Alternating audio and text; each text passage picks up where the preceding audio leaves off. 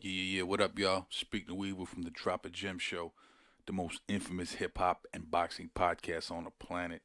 Yo, real quick before this video drops, I just want to let y'all know we need y'all to subscribe, hit the like button, and hit the bell icon. Subscribe because you want to know what's going on with the channel and be part of the Drop a Gem family.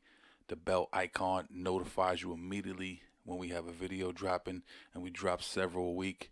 And also hit the like button because it increases the visibility of the show. So we thank y'all for your support. Again, hit the subscribe, like, bell icon, and we'll catch you on the next video. Peace. Yo, tonight on the Drop a Gem podcast, we have one of the most, a member of one of the most legendary groups of all time. When you think of hip hop duos, having P come to mind, Ruck and Rock, Capone and Noriega, EPMD. But if you don't mention this group, you fucking bugging, man. I remember when the tunnel was ringing and MOP shit came on, niggas was getting their chain snatched, niggas was getting thrown out the doors. The bouncers would wild out. The bouncers were supposed to hold niggas down. They would get the batteries in their backs and spaz out on niggas. This shit was crazy, man.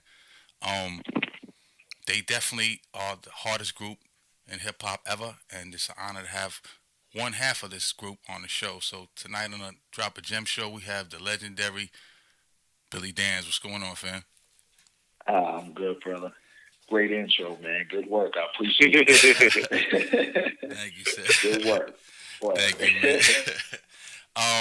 Yeah, let's get a little background. I know people know your story and shit, but we had Fame on, we've had DR Period on, we've had Smooth and Trigger on, so we kind of want to just talk, paint the picture of Brownsville growing up, man. I know it's the hood and everything was the hood growing up, and it was one of the roughest neighborhoods in Brooklyn. yeah, But talk about the flip side of that. You had a lot of legendary musical people and legendary figures like Tyson and as we yeah. mentioned before, Helter Skelter and Mhm.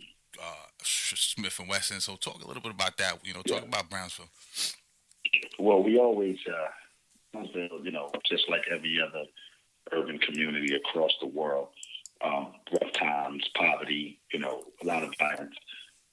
But in between that, you can see just a little glimpse of hope when you think about a Mike Tyson, Dan Shooter, Riddick Bowe, Helter Skelter, all of that. Right.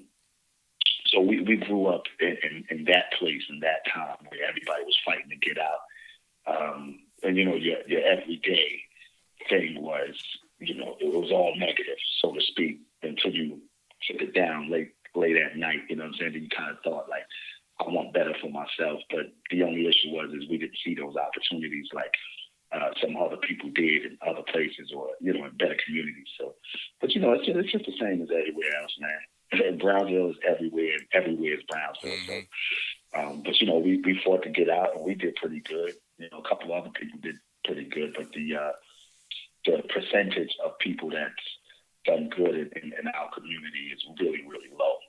And so this is kind of why we fight and keep doing what we do, because we want to show people that just because you're from there don't mean you have to be stuck there. Indeed, indeed. Right, right.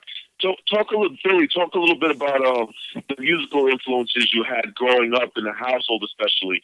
Because Brownsville and the adjoining areas of there in Brooklyn, very Caribbean influence. Big on soca and different types of Jamaican influence, dancehall. So, talk about the influences that you had growing up in your neighborhood, your household, and how that shaped you as an artist.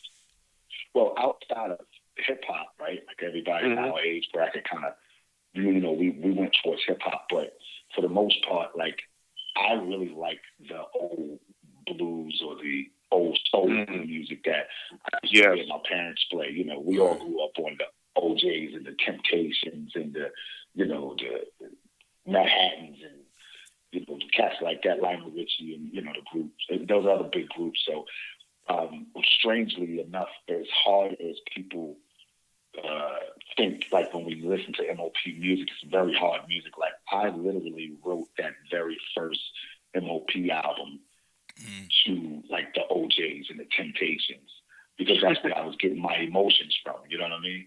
Because even though I would talk about all these things in the hood, but I was really passionate talking about these things from the hood. But I got the passion from those old records that my mother and my father and my aunts, I would call them in the building, would play. You know what I mean? So my influence really came from like raw passion and the reality of a person's actual feelings, other than what people were saying on records. Even though I loved it all, you know, I loved EPMD, you know, NWA, KRS-One, Chris, Rakim, all of these dudes, G-Rap, all of that. But my emotions come from my past and listening to that music that my parents was playing in the house. Yeah, that's I think when we had Fame on, he said that y'all will be in the lab. Just to add on to what you say, y'all be in the lab and y'all, drop a banger like, I don't know, Cold as Ice or whatever, and it'd be the hardest shit. And then you hop in the car and you got like Otis Redding driving home and Yeah, shit. yeah. He hates me for that, dude. What is wrong with you, dude? I'm talking about I will pull up in the bottom of the bottom. Word.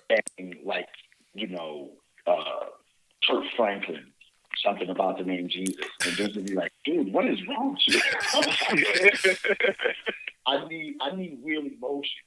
You know what I mean? Because some rap dudes don't really have real emotion. They're just entertainers. Right.